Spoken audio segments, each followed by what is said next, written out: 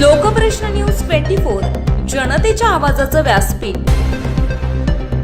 आगामी मुंबई महापालिका निवडणुकीच्या पार्श्वभूमीवर राज ठाकरे आणि उद्धव ठाकरे यांनी बुधवारी मुंबई शिवसेना मनसे युतीची घोषणा केली। यानंतर मुख्यमंत्री देवेंद्र फडणवीस प्रसार माध्यमांशी बोलताना ठाकरे बंधूंची अक्षरशः टिंगल उडवली। उद्धव ठाकरे आणि राज ठाकरे यांच्या एकत्र येण्याने फार काहीतरी घडेल असा कोणाचा समज असेल तर तो बाळबोध आहे, असं देवेंद्र फडणवीस यांनी म्हटले। पहिलाच प्रश्न हे जेव्हा सुरुवात झाली होती त्यावेळी हे दोन बंधू एकत्र आणलं असं याचं क्रेडिट देखील तुम्हाला दिलं होतं। दोन शत्रू पुढे उभा राहिले कसं वाटतंय का कुटुंब जोडल्याचा आनंद आहे? असं आहे की ते एकत्रित आले याचा मला आनंदच आहे। ते एकत्रित येण्यामुळे फार काही घडेल राजकीय दृष्ट्या असं जर कोणाचा समज असेल तर तो बाळबोध समज आहे।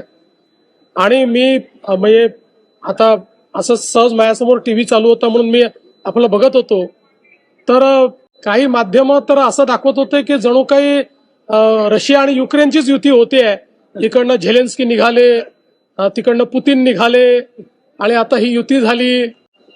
मला असं वाटतं की कुठल्याही एखाद्या पक्षाला निवडणुकीतलं आपलं अस्तित्व टिकवण्याकरता जे काही करावं लागतं त्या दृष्टीने दोन पक्ष जे अस्तित्वाकरता लढतात त्यांनी केलेली युती आहे।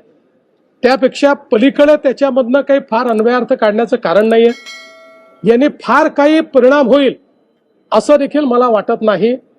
याचं कारण ज्या प्रकारे मुंबईकरांचा विश्वासघात या मंडळींनी सातत्याने केलाय, ज्या प्रकारे मराठी माणसाला मुंबईच्या बाहेर घालवण्याचं काम आणि पाप यांनी केलेलं आहे ते मराठी माणूस यांच्या सोबत नाही।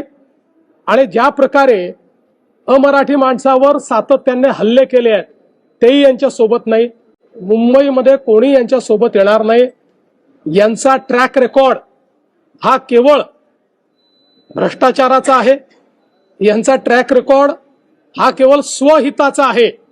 निवडणुका आल्या की भावनिक बोलायचं, आता भावनिक बोलण्याला जनता भुलणारी नाही। त्यामुळे निश्चितपणे या निवडणुकीमध्ये त्यांनी अजूनही 2-4 लोक सोबत घेतले तरीही मुंबईकर हे महायुतीचं काम बघून, महायुतीने केलेला विकास बघून, महायुतीने भविष्यातली जी मुंबई तयार करणं सुरू केलंय ते बघून आणि विशेषतः मराठी माणसाला मुंबईतच घरं देण्याचा जो कार्यक्रम महायुतीने सुरू केलेला आहे त्यामुळे निश्चितपणे महायुतीच्या पाठीशीच मुंबईकर उभे राहतात।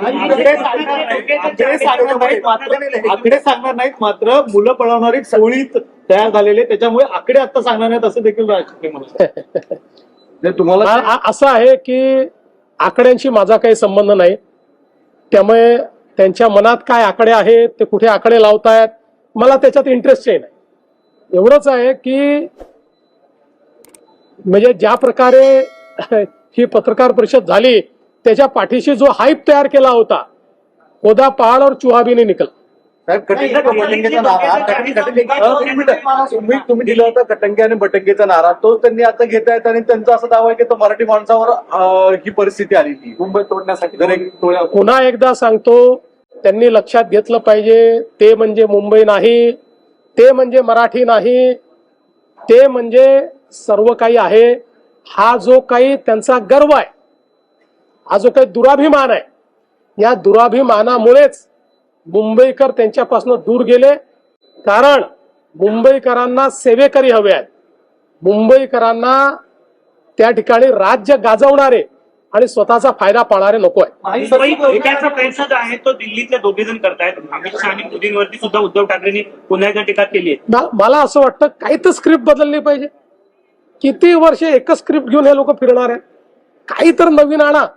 आणि जसं मी सांगितलं, मी तर मागच्या वेळेसच घोषणा केली होती, उद्धवजींनी विकासावर बोललं तर 1000 रुपये मी देईन, पण अजून माझे 1000 रुपये वाचलेत, अजून विकासाचं एकही गोष्ट ते बोलत नाहीत।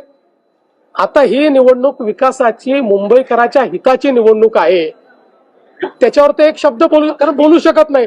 त्यांना 25 वर्षाचा हिशोब द्यावा लागेल, मिठी नदीतला हिशोब द्यावा लागेल, मराठी माणसाच्या घराचा हिशोब द्यावा लागेल, देऊ नाही शकत। सर संपलेल्या पक्षावर आम्ही कधी बोलणार नाही, संपलेल्या पक्षावर आम्ही बोलणार नाही असं म्हणणाऱ्यांनाच आता त्याच पक्षासोबत युती करावी लागली. 20 वर्ष एकमेकांकडे गेले नाहीत, भावनिक आवाज म्हणतायत, मराठी म्हणतायत, एकंदरीत सगळं कसं बघतायत? मुळात तुम्हाला क्रेडिट पण तेच देतात की तुम्हीच एकत्र आहात. बघा, आमच्या नवनाथ बदनी परवाच याचं अतिशय सुंदर विश्लेषण केलेलं आहे. हा भीती संगम आहे, हा प्रीती संगम नाही.